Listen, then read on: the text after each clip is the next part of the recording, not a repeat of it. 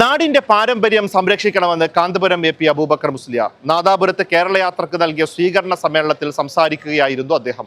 അറിവിന്റെ നിറകുടങ്ങളായ പണ്ഡിത സമൂഹത്തിന്റെ നാടാണ് വടക്കൻ മലബാറിന്റെ ഭാഗമായ വടകര നാദാപുരം പ്രദേശങ്ങൾ.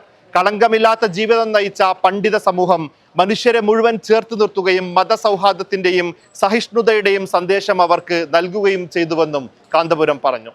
ദൈക്ഷണിക വ്യവഹാരങ്ങൾ കൊണ്ട് സമ്പന്നമായ ഒരു ചരിത്രമാണ് ഈ നാടിൻ്റെത്. അറിവും ആരാധനയും അധ്യാപനവുമായി കഴിഞ്ഞ മഹത്തുക്കൾ നിർമ്മിച്ച ഈ നാടിന്റെ ചരിത്ര സമ്പന്നമായ പഴയ കാലം മറക്കരുതെന്ന് കാന്തപുരം ഓർമ്മപ്പെടുത്തി.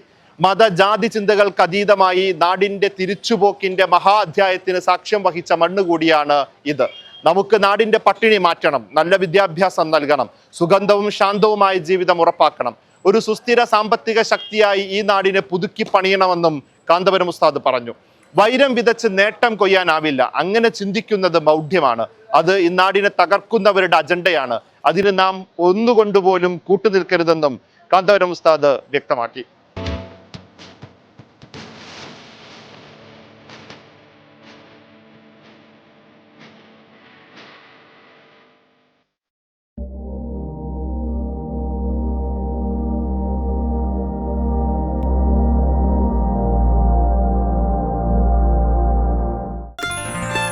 Waytonikah.com, the exclusive Muslim matrimonial site.